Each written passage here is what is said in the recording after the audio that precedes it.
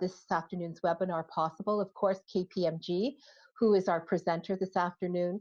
We'd also like to thank Air Canada, Canada Life, Cisco, the Canadian Western Bank, Desjardins, Deloitte, Export Development Canada, Grant Thornton, the Government of Canada, RBC, Rogers, Sun Life, and TELUS. So since the COVID-19 crisis has hit both our healthcare system and our economy, the federal government has introduced and revised support programs to help individuals and businesses at a rapid-fire pace. But as we all know, the devil's in the details. So this afternoon, we're delighted to have Dino Infanti, who is the partner and national leader enterprise tax at KPMG, Alison McManus, who is partner accounting advisory, also at KPMG, and finally KPMG's David Ahern, who is senior manager, deal advisory. And they're going to take us through the details of the programs available and their eligibility criteria.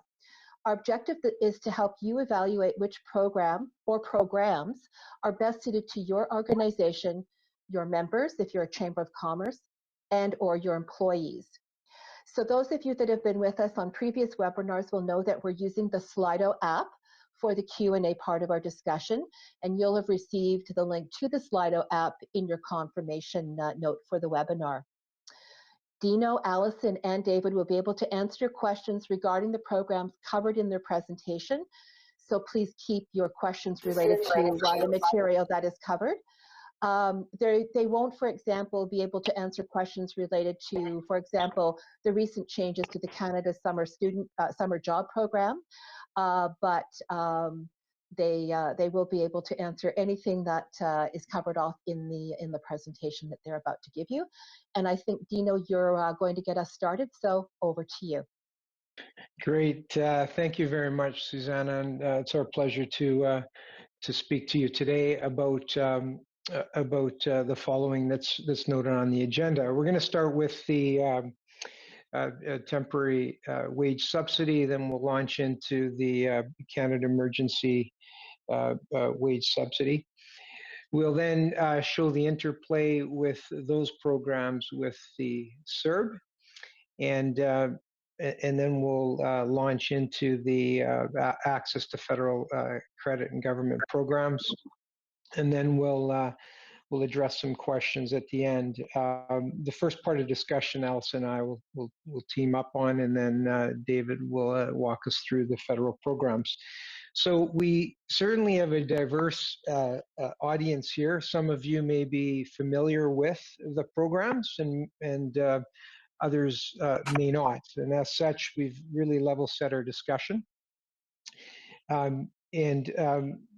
What we found with respect to Bill C-14 in particular, as it relates to the emergency wage subsidy, is that this is welcome legislation.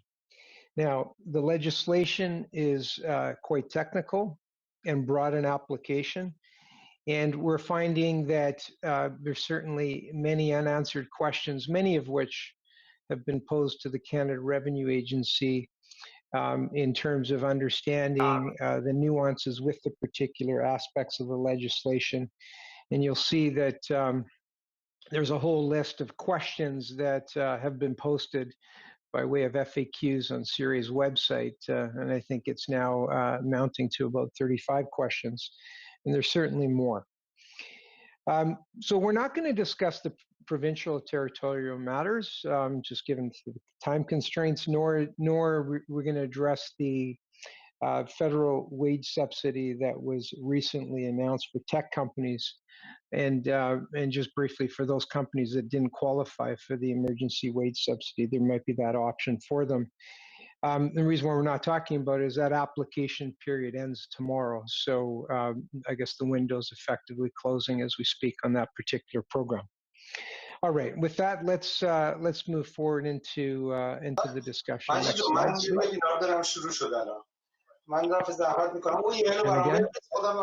Excuse me, sorry, Dino, I'm just going to interject here. Could I just ask whoever is off mute to put their line back on mute? We're hearing your conversation. Thank you very much. Thank Sorry, you, Dino, go ahead. Suzanne. Yeah, no, that's fine. So why are we talking about the temporary wage subsidy program? It's to alert you to the fact that that program is certainly still available and works in concert with the emergency wage subsidies program. And as a recap, the employers that benefit from this particular program are nonprofits, organizations, charities, and Canadian-controlled private corporations that have eligibility for the small business deduction. In other words, their taxable capital, along with any associated entities, is less than $15 million. Now, the subsidy under this particular program is 10% of remuneration paid, up to a maximum of $1,375 per employee and $25,000 per employer.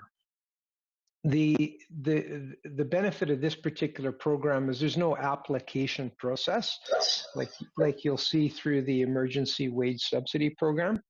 This is kind of automatic, if you will, in that employers that simply qualify for this particular program would reduce the tax remittances associated with the computation and hold that back, and off you go. The program's available for this subsidy from March 18th to June 20th. Now, the importance of this program is also how it ties into the emergency wage subsidy, which you'll see a little bit later on, in that one of the things we've learned with the legislation being under the emergency wage subsidy legislation is that the wage subsidy that's being computed is ground down by any amounts deemed to have been received under the temporary wage subsidy program, whether they've been received or not. So it's a function of deemed eligibility under this particular program.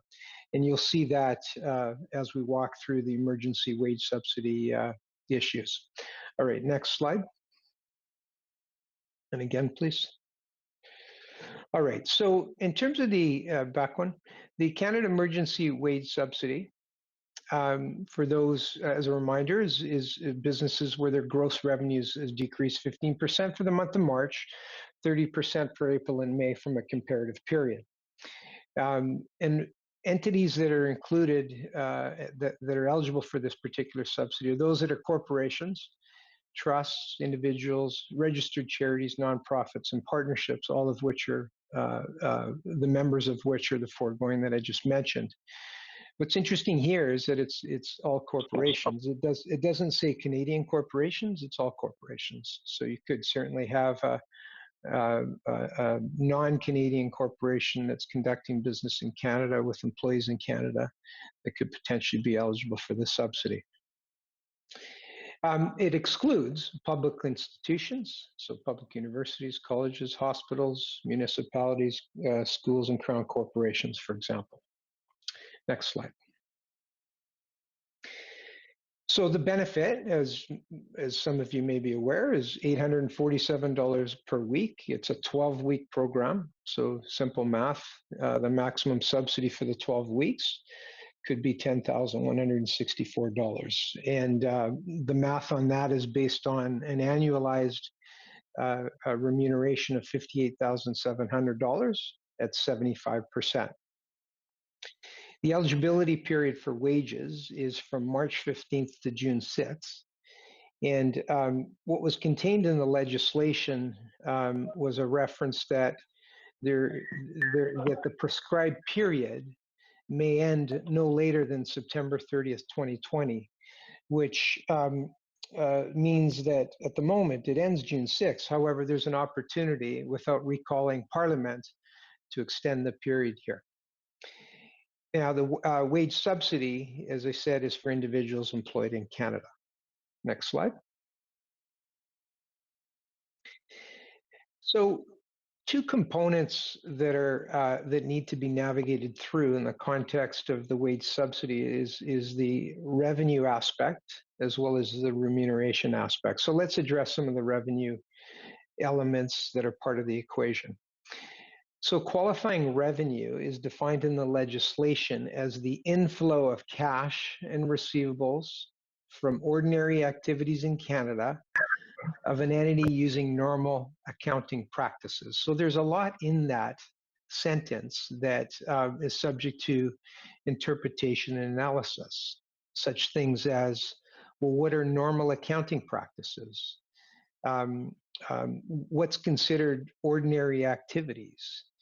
Allison will talk shortly about some concepts around normal accounting practices. So the preamble here is that revenue includes everything from arm's length sources, except for extraordinary items and amounts on capital. Again, what is extraordinary? What's capital? In the tax world, the distinction and debate about what is considered capital versus income is a longstanding debate. Again, some nuances associated in there. Now, in respect of determining revenue, there are some exceptions to the preamble I just mentioned, and three are noted here. Three items are as follows. So affiliated groups, so where you have an affiliated group that prepares consolidated financial statements, each member within that group could determine their revenue separately, so long that each member does that. There's also an opportunity for where each member of an affiliated group elects to have revenue determined on a consolidated basis. So they can use consolidated basis accounting to determine the revenue drop test, so long as each member of the affiliated group elects.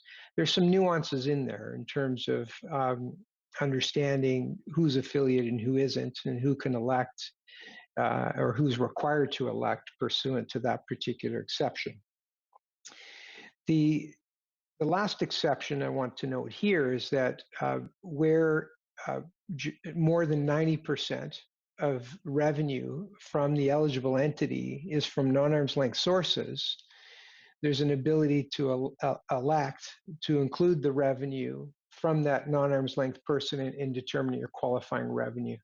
This was a welcome change in structures where, for example, there could be a paymaster corp or what have you, and fees are being earned within the related group.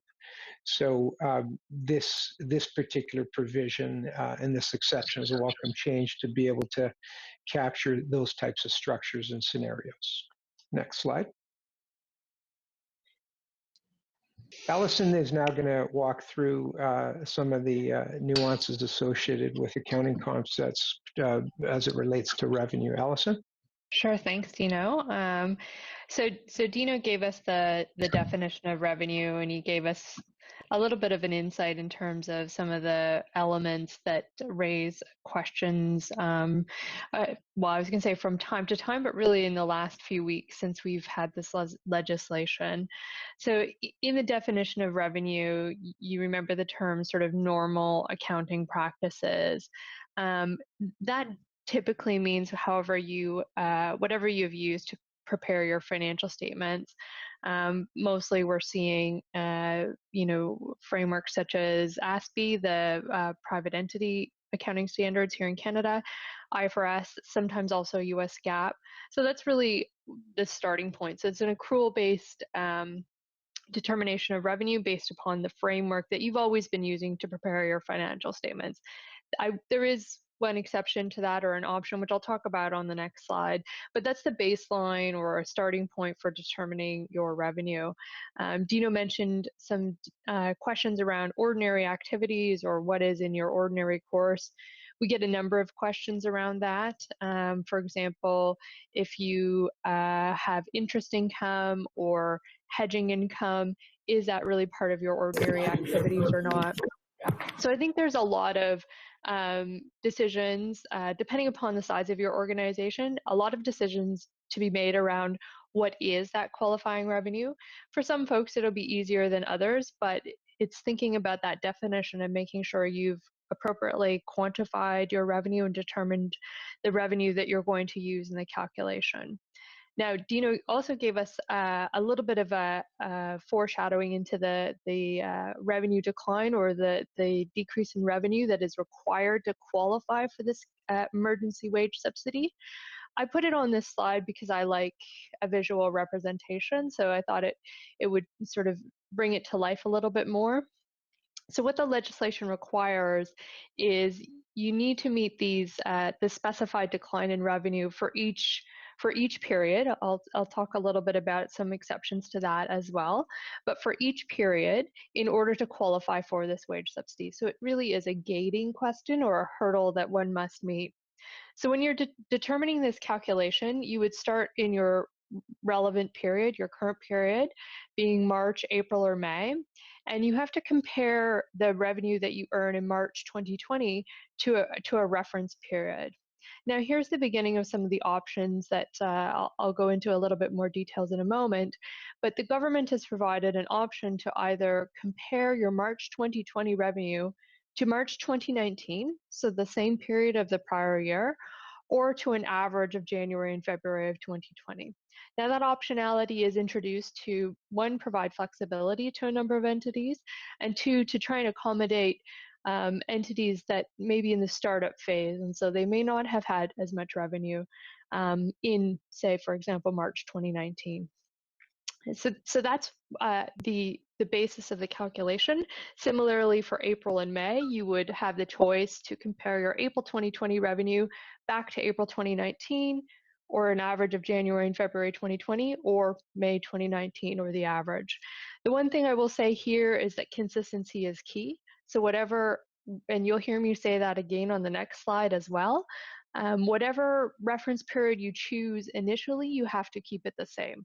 So in March 2020, when you're doing your calculation of whether your revenue declined 15% or not, if you chose to compare it back to March 2019, when you go to do your April-May calculation, you'll also have to compare it back to the same month in the prior year. So you'll have to maintain a consistent calculation throughout. Now, I mentioned a number of options, and I mentioned an exception. Very important here is that the government introduced a deeming ability, or a deeming exception, I guess. So if one is to meet the revenue decline in March 2020 of a required reduction of 15% in March, you are deemed, if you so choose, you are deemed to also have met the required reduction in revenue for April. So therefore, as long as you had a 15% decline in March 2020 revenue, regardless of which period you choose to compare it back to, you would automatically qualify for that revenue reduction in April as well. So that's really important.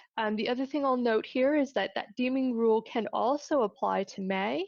So I have one entity that I'm associated with, actually, that they know that they'll meet the revenue reduction in March. They also know that they'll meet the revenue reduction in April. So they've chosen to calculate both of those, and then they will therefore be deemed to meet the revenue reduction in May. So that provides them with a bit of security and understanding in terms of their eligibility for the final month of May.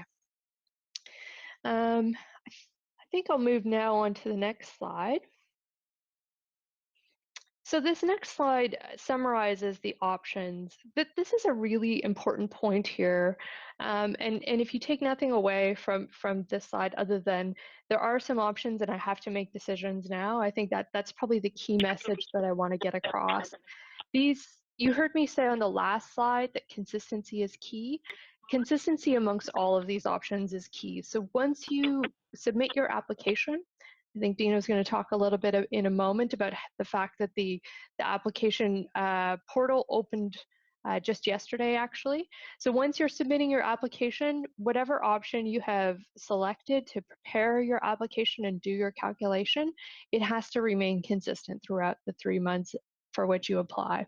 So it's really important to think about these options now. The first option I'm going to talk about is the first line on this slide. Previously, when Dino was walking through the definition of qualifying revenue, I said that's your normal accounting practices, accrual-based accounting based upon, ASPE or IFRS. The legislation also includes an option for you to calculate your revenue on a cash basis. That's a really helpful option for a number of people. The cash basis must still meet the principles or sort of the basic tenets of the definition that Dino highlighted for us, in the sense that it has to be cash received from your operating activities. It has to exclude extraordinary items. So the same basic principles would apply, but you do have that option to use that cash basis.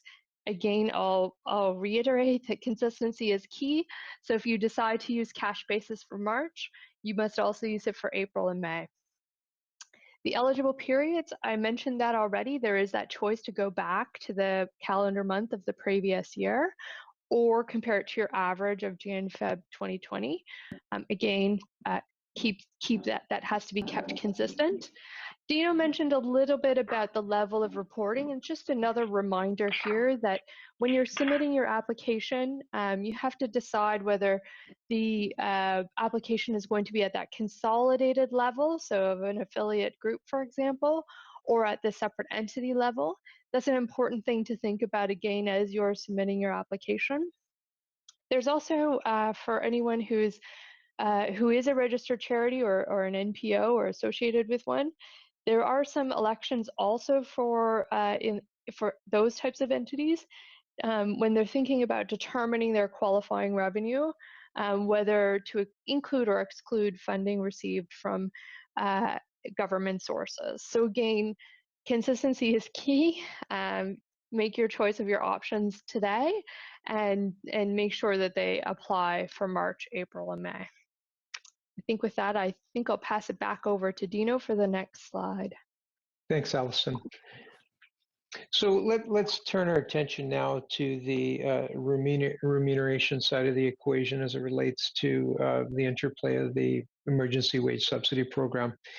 So the computation, and we'll walk through an example momentarily, but the computation is 75% of a defined term called baseline remuneration.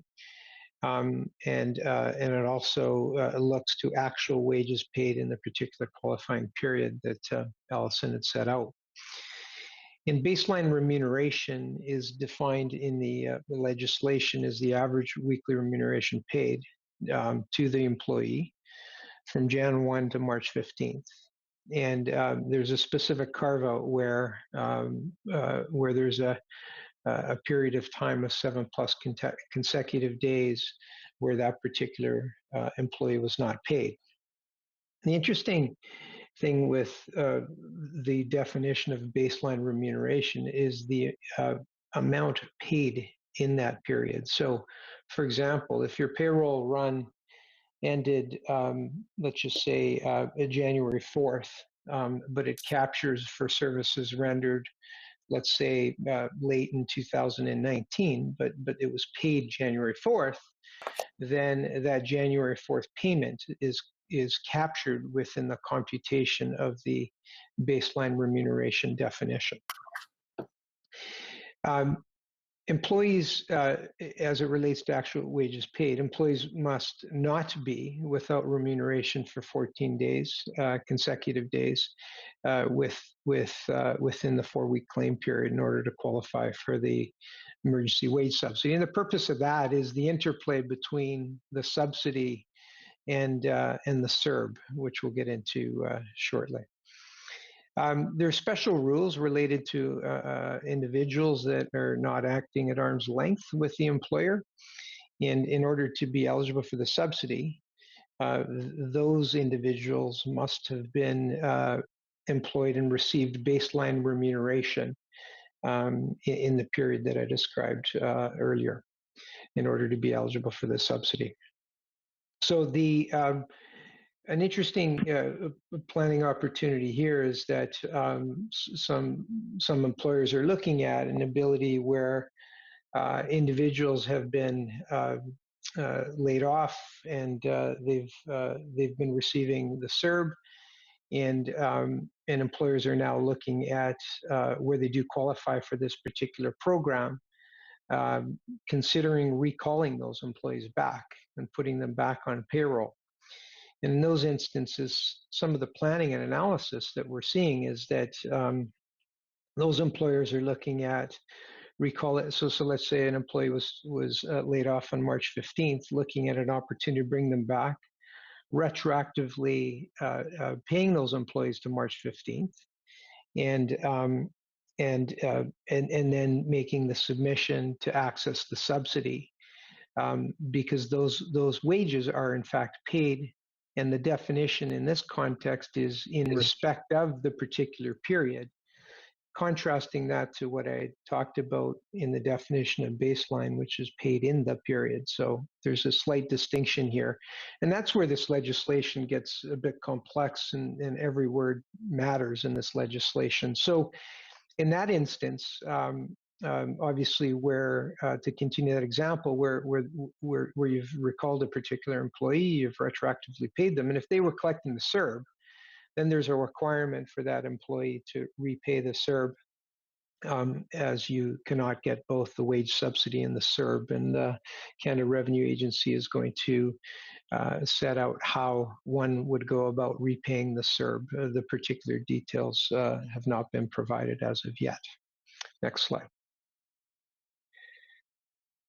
So here's the formula, and you'll see here is that it's the greater of A and B, and A is the 75% of remuneration paid up to that maximum number, 847 per week, or B, and the lesser of 1 and 2, as you see on the slide. And when you look at this formula and you start to do computations, you could be in a situation where you structure your affairs such that the baseline remuneration might have been higher than the actual remuneration paid in the particular qualifying period. And you can end up in a situation where you're effectively, as an employer, 100% subsidized. Can somebody just, whoever's not on mute, please mute their phone? Thank you very much. So you could get into a situation where exactly that you reduce you recall the employee back, reduce their compensation down, and be 100% subsidized. So let's walk through an example on the next slide here to enforce that point. So here's 3 scenarios that we set out, and you see scenario 1 whereas baseline and actual wages paid are the same at $800. Scenario 2, we highlight a scenario where the baseline is $800, but the actual wages paid has been dropped to $600, or 75% of the baseline remuneration.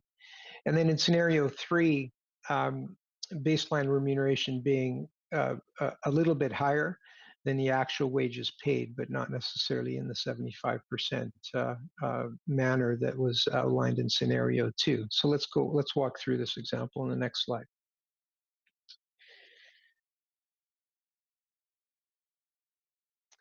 So there's a lot of numbers on this page, but let me just point you to a couple of things.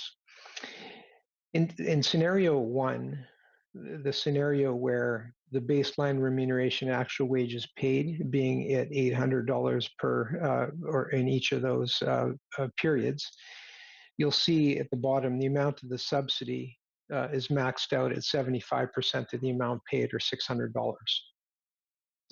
Let's jump over to scenario 3 to emphasize the point that I mentioned earlier, where you could be in a scenario where the amount of wages paid is effectively 100% subsidized. And here's a scenario where you have your baseline remuneration at $1,300 and actual wages paid at $800. And you see the math there. By virtue of the fact that it's the greater of A and B, you're in a scenario here where the greater of in this instance is $800, which is the subsidy amount, which equates to 100% of the actual wages paid. So there's some interesting planning opportunities here where you're looking at recalling or looking at adjusting compensation levels to maximize the subsidy that may be available to you.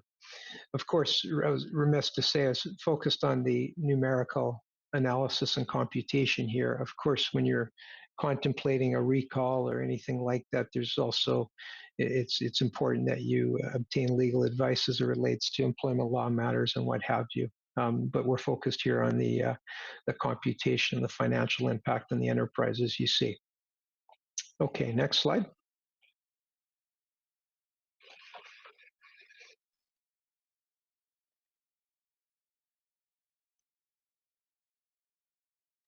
So a few things to note in terms of the wage subsidy. In order to make the claim, we need to be a qualifying entity. A qualifying entity is defined in legislation, is what you see on the slide. So an entity needs to make their application before October 2020, where they do qualify. And you'll see, let's pause there for a moment, you're seeing, and we're going to walk through what you need to submit on the portal. You're seeing a number of employers obviously rushing to get their application in. Which is great, because obviously the ability to obtain the cash back by virtue of the subsidy to allow the business owner to continue and manage their cash flow is obviously very important. But the point here is that you don't, ignoring that aspect, there is time in which you can make the application. But and the reason why I say that, and we'll get into sort of the bad things that can happen momentarily, is you might just want to be mindful of the fact that you want to be sure that the submission is correct and accurate. Now, just to continue, the qualifying entity is the individual who has oversight or responsibility for financial activities is the one that will, where they're making this submission on the portal, is attesting that the application is complete and accurate in all material respects. So it's a very, very high bar that has been set. And lastly, the entity that qualifies needs to have had a CRA payroll number on or before March 15th, 2020. Okay, next slide.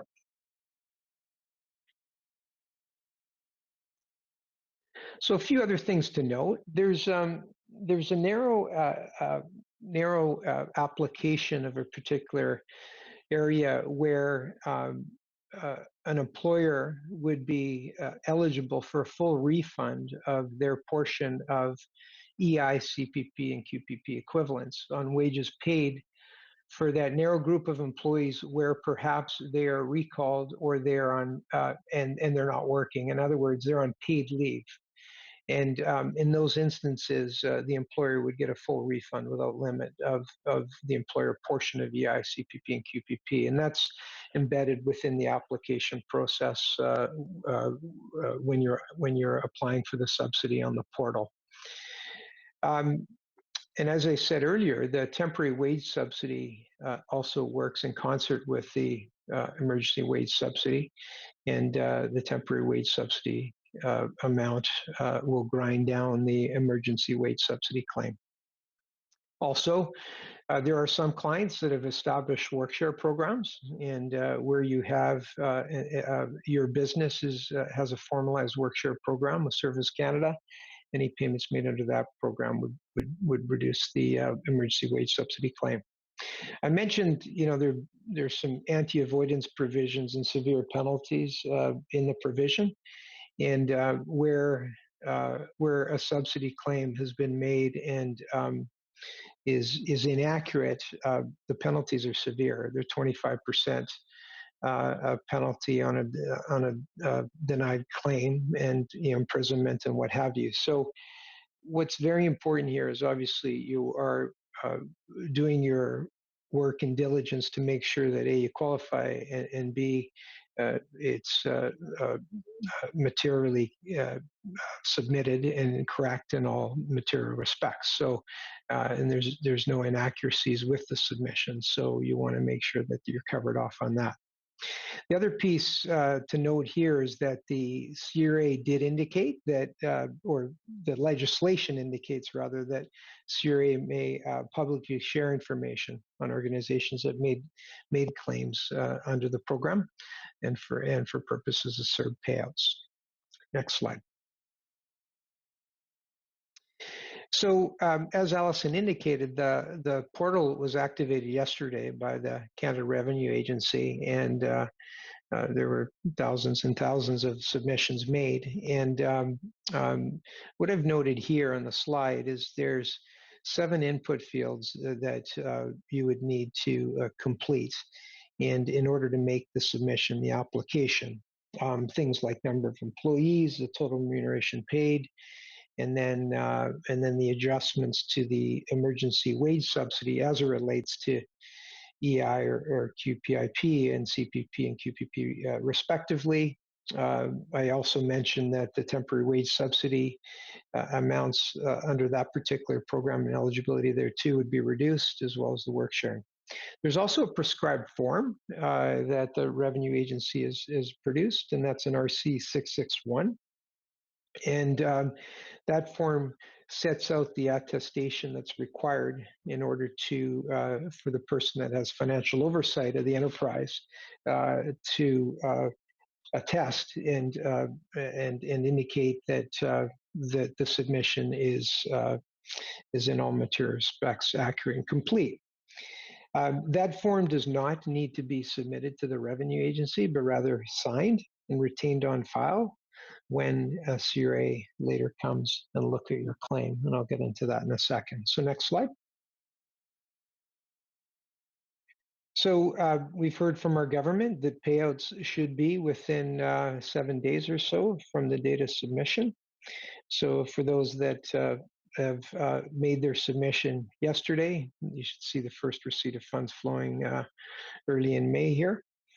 And then around the corner, period 2 submissions should be forthcoming, where you've qualified for April, and that captures the remuneration eligibility period from April 12th to May 9th. So soon after, call it after May 9th, and where you qualify, you can make your submission, and again, start to see cash flow coming back to you within 7 days or so from when you've made that submission. So where you do qualify, by the sort of mid-May, you should kind of have 2 periods in the bank here if you're organized accordingly.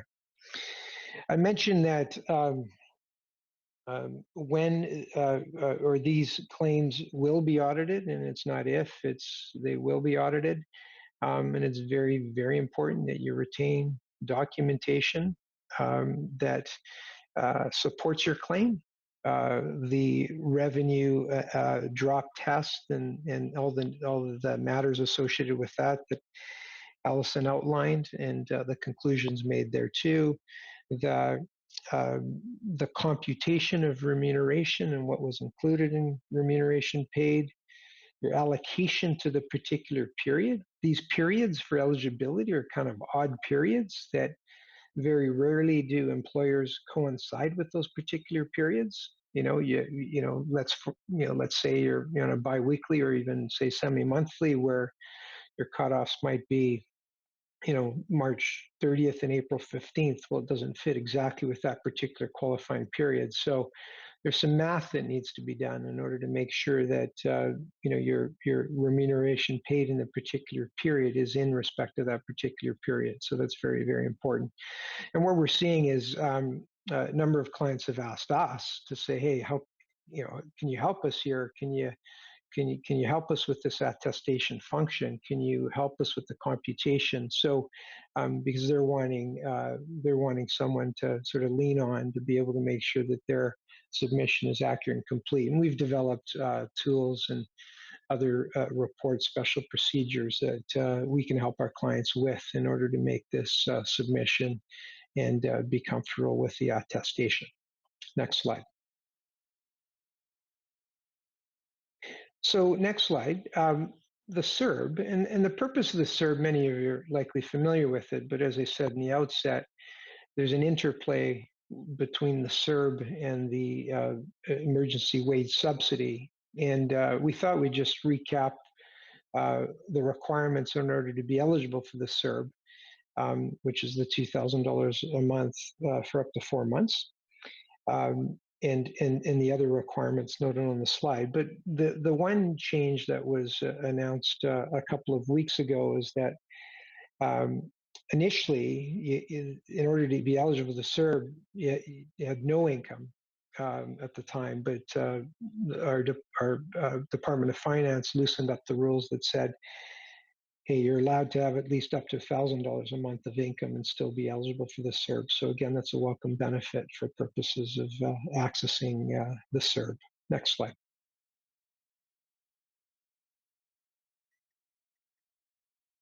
So I talked about a retroactive recall, and again, what's interesting planning opportunity here is where you look at your employee register and say, okay, well, what makes sense from a financial perspective in terms of potentially being able to access the wage subsidy versus those that are already on SERB. So I've noted on the slide there that you're kind of, let's call it in quotes, break even is about a $32,000 of annual salary or less.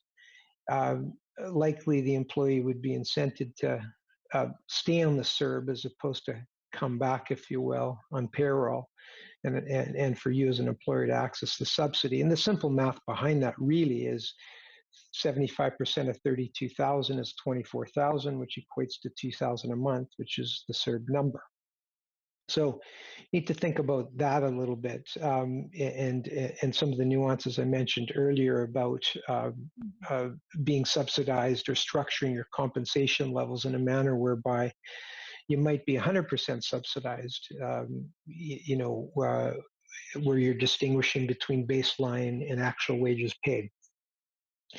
The other thing to note, any applications for EI that were processed after March 24th were switched to SERB, and they're automatically under the SERB. And those that were receiving EI benefits will continue to do so during the remainder of the period. And I mentioned before, in the context of SERB and the emergency wage subsidy, you get one or the other. Similarly, within the relationship between the EI program and the SERB, you get one or the other, not both. The other thing to note is where an individual is on the SERB, they still maintain their full EI eligibility. In other words, the EI weeks or period will not be ground down by the period of time that the individual's on the SERB. Next slide. All right, so we're now going to turn the discussion over to accessing federal credit and support. Cash is key during these difficult times, and David's going to walk us through some of the federal programs. David? Thanks, Dino. Hopefully everyone can hear me okay. So what I'm going to do here is I'm going to give you a brief overview of some of the key federal supports, and also mention briefly just some of the other supports available by some of the Crown corporations.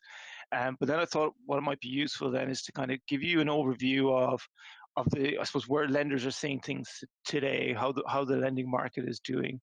And then to kind of wrap it up in terms of giving a brief overview of what companies should be doing, both from a financing and from a liquidity standpoint.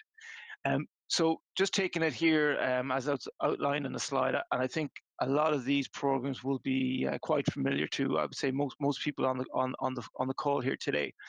But the first program that has been rolled out, and I think it's been successfully rolled out at this stage, and I know it's been in operation now for a couple of weeks, has been the Canada Emergency Business Account, and CEBA, as the acronym goes, basically provides a $40,000 loan to small businesses and not-for-profits, and anyone who qualifies must have had payroll between $20,000 and $1.5 million in 2019. So again, not too complicated. It's provided as a financial institution through the EDC.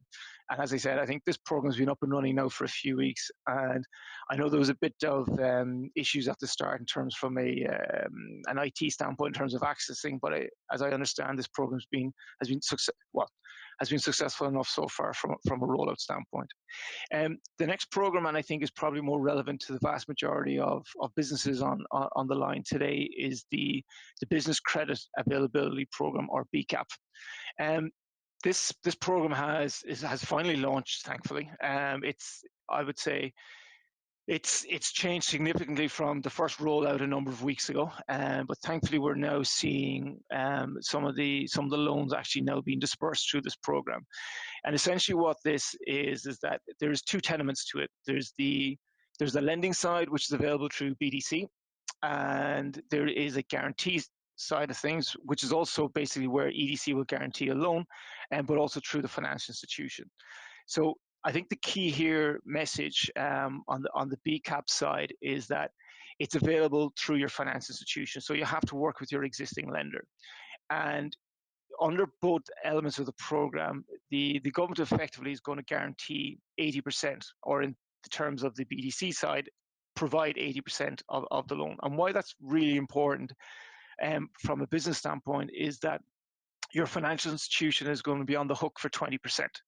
So when they're looking at advancing new monies, it's not a case that they're going to step back and say, okay, we've got guarantees from both EDC and BDC here, things are good to go. They're also going to look at it from their own exposure standpoint. So being prepared, and I'll talk a bit more about this over the next few slides, but being prepared and going with a fully fledged application is going to be critically important for companies in order to access those facilities. Some other key features of the BCAP program is that clients must be in good standing at the time of funding, and so can't go into default as a result of the loan.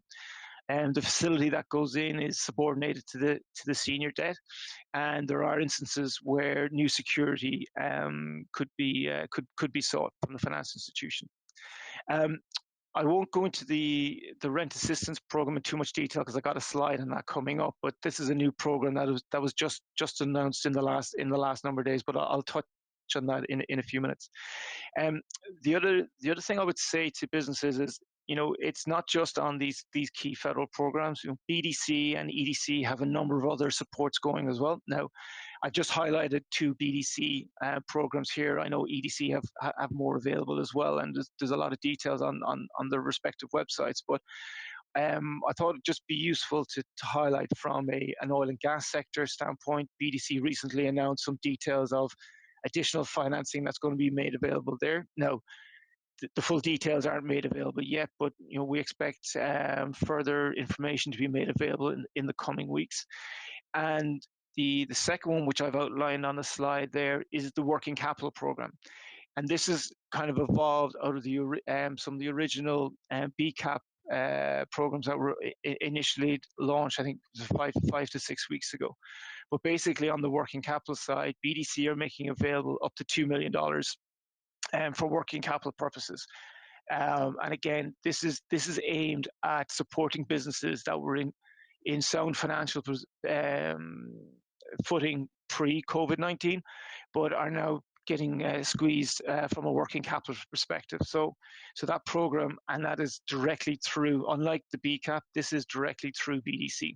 So to access this program, you need to apply through your local BDC representative. Just next slide. So I just thought it might be just worth running through the Canada Emergency Commercial Rent Assistance Program. Bit of a mouthful, but this has just been recently launched. Now it's not going to help everybody, but it is the federal government's response to trying to help small businesses and non-for-profits and some charities to get through the crisis over the next couple of months by by helping to supplement the commercial rents. So in order to qualify, the entity must be paying rent of less than $50,000 per month, have temporarily ceased operations, or experienced a 70% drop in pre-COVID-19 revenues. Now, again, the full details on eligibility is to be confirmed over the coming weeks, but this is it at a high level, and the idea here is that up to 75% of April, May, or June's rent is covered, is basically forgiven from a business point of view. And how the government is addressing it is that the government is going to basically effectively pay 50%, with the property owner waiving 25%, and the tenant providing another 25%. So again, further details are to be announced on this, but it is expected that this program will be up and running in mid-May. So the next slide. Again, I won't go through this in massive detail, but I just thought, especially with the BCAP, and just in general with businesses, what they're faced today in terms of having their own lending facilities. The consistent message from all financial institutions at the moment has been there's a key focus on existing clients.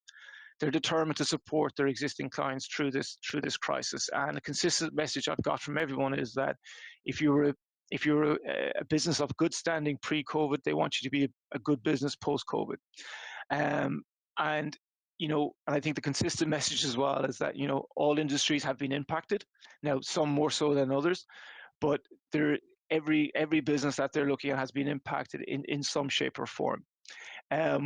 We know to date that banks have been providing support, but in the main, I would say the support has principally come in terms of principal deferrals, either from, say, 3 to 6 months of principal deferrals, or actually on a far more common standpoint in terms of covenant waivers or amendments to credit agreements to get through, if there's been a breach of the financial agreement with that institution. So banks and lenders have been working very hard with clients from that standpoint. I would say at the moment there has been anecdotal evidence in the small and medium business side where lenders have provided new monies, but I must say that hasn't been the vast experience today. But to be fair to the lenders, I think lenders, like all companies, have been waiting for the BDC and EDC programs to be finalized, before addressing their liquidity and capital needs. I think the good news as well from that standpoint is that the EDC guarantee program is firmly up and running now. I believe the vast majority, certainly of the tier 1 lenders in Canada, the main 6 banks, all have this program up and running. And the BDC portion has been slower to get out in the market. Now we expect that to be out there in the next kind of 7 days time. Sorry, in the next 7 days. But we are aware that some lenders, and I think RBC announced, I think it was either today or late yesterday, that they are now have opened up the BDC portion of their program for applicants. I would say, from a lending point of view over the medium term, I think clients are going to have to, and businesses are going to have to get used to the fact that pricing is going to start going up across the board. I think lenders are going to be taking some severe hits from non-performing loans, from debt write-offs, and the cost of capital is going to go up across the banks. And as a result, it's fair to say that we would expect that pricing, and in terms of risk tolerance, pricing is going to increase, and risk tolerance is going to lower from a banking standpoint. One question that we get asked quite a bit from our clients is, what's the ability to get, access the alternative lending market? And the alternative lending market could be, just moving banks from one of the main banks to another bank, or actually accessing some of the non-bank lenders that are out there. I think the message, and the consistent message that we've had to date, is that that's something that may happen in the future. But in the short term, your existing lender is going to be the person, or is going to be the group that's going to be able to alleviate and to work within the short term. It's going to be very difficult for non-existing clients to move across to new banks or new funding institutions at this stage. But I would say that, you know, alternative lenders and some of the non-bank lenders will play a larger role as you know, as we get through the upcoming recession. Next slide. So what should businesses do? The key message we're telling all our clients at the moment is it's focused on liquidity management. And I know all businesses, you know, from the get-go, when this crisis started, there was a key focus on liquidity. But I would say we have to keep the focus on liquidity over the next 6 to 9 months. You know, identify opportunities to stabilize your business. You know, looking at your payables, looking at your receivables. You know, what's the best place of generating internal cash? Understand the key inflows of your working capital. Understand the key pressure points in terms of your accounts receivable. Understand the key pressure points in terms of your payables. You know, working with landlords, working with, you know, key stakeholders, key financial stakeholders. You know, go through in detail, you know, what you can delay to pay today, what's needed to be paid today, and, you know, and from a customer's point of view, you know, working with them to ensure that you can get payment as early as possible. And this goes into detailed cash flow forecasting. And again, this is not meant to be a case of debt by numbers or debt by modeling, but it's very important for companies just to forecast out for the next 6 to 9 months. And this is going to be critical as part of any lending application that any business makes over, you know, be it through the federal government programs or even just to your own existing lender about getting waivers or getting additional financing. It's about going in prepared with detailed cash flow forecasts, and running those scenarios to ensure that you've enough liquidity to keep the business operating and going over the next six to 9 months.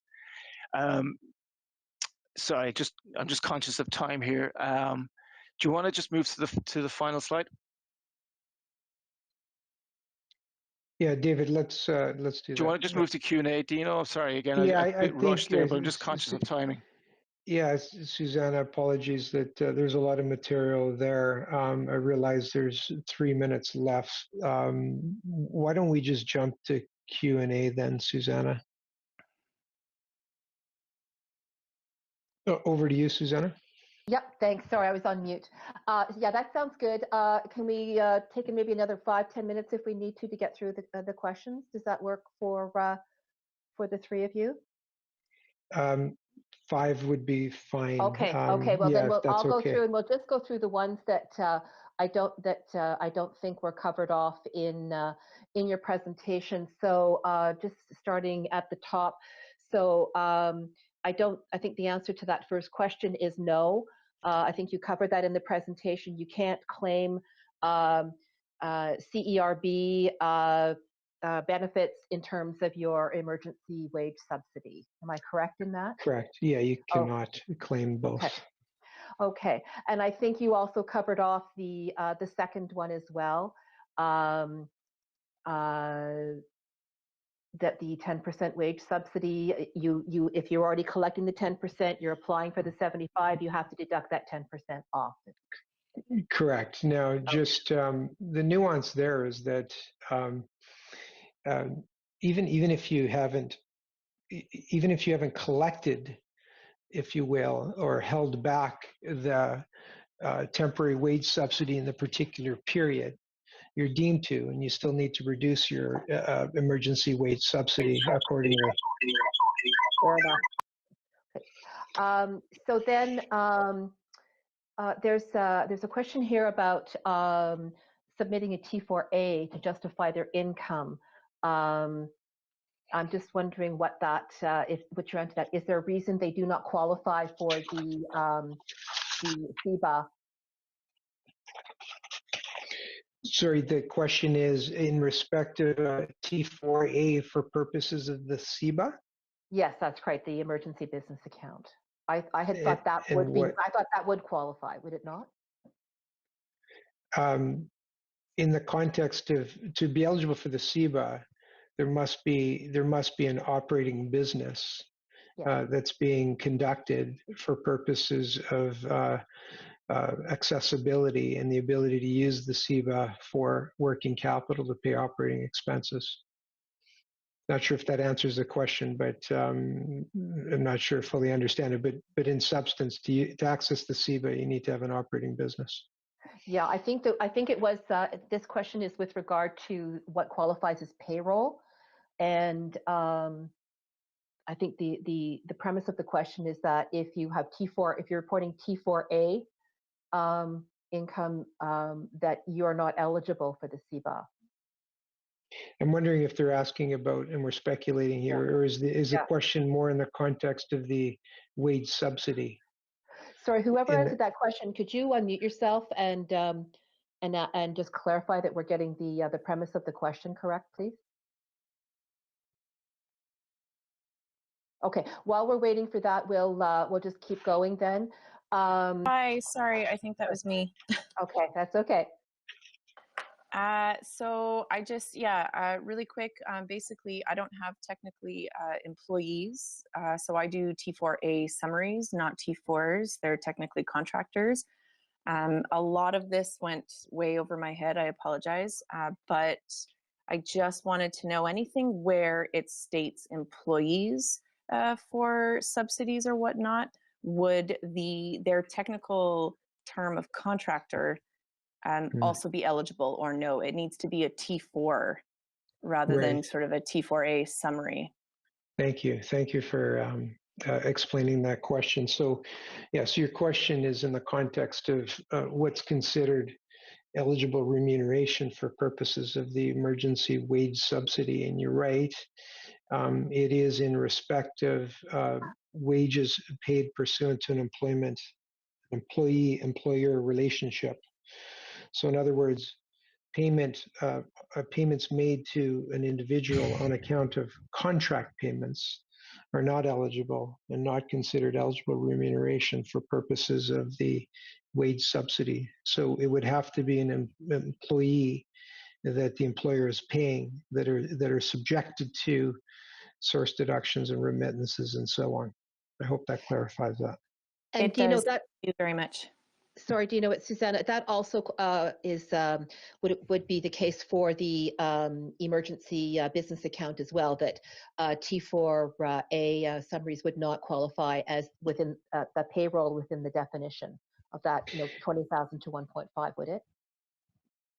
You're talking about the temporary wage subsidy. No, correct? I'm talking about in order to qualify for the emergency business account, you have to have the CEBA, payroll, yes, correct. between 20,000 and 1.5 million. Correct. So I guess the question is the same criteria in terms of payroll would apply there as well, that if it's not a T4 payroll, then it's You're not right. qualified. Okay, Right. that was it. So the backdrop to that again is that you need to have an operating business that has the 2019 payroll threshold numbers that you just mentioned in order to qualify. Correct. Fair enough. Okay, I think we might have time for one more question, so Sure. we'll go to the next one that has the most thumbs up. So can you clarify if you can be working and collect the CERB if your income is less than $1,000? Because apparently Section 6(1)A says you must cease working. I think the answer to that is you can, but I'll leave it to you. Yeah, so when our government made the announcement to modify those particular provisions, whereby an individual can receive up to $1,000 of gross wages and still collect the Serb. This is one of the open questions that we wanted to clarify in the instance with the Revenue Agency. And at this juncture, our understanding is that you can earn up to $1,000 in that particular qualifying period and still be eligible for the Serb. Great, thank you. Okay, we're at 5 minutes past the hour. So if we collect the questions that were not answered, Sure. can we send them off to you? And again, I'll do a bit of a call on them just to make sure that they're ones that you didn't cover in your presentation. And then we can attach that to the recording of the webinar that will be posted on the CBRN website within the next couple of days, along with the presentation. Yeah, by all means. I'm sure there's lots of questions, so we're Yes, there happy are. to navigate through them and answer them accordingly. And yeah, feel free to coordinate that through Shirley, Susanna, and we thank you for the opportunity to be able to talk to the group, and thank you to sponsors in the chamber as well. Thank you very much. And Allison and David, and of course you, Dino, thank you so much for your time this afternoon. Thanks to everybody who took the time to participate. This has really been an incredibly helpful session. And as I mentioned, it will be it is being recorded and will be posted on our website. And everyone that participated this afternoon will receive the link. So thanks again, everyone, and stay well. Bye-bye. Thank you. Bye-bye.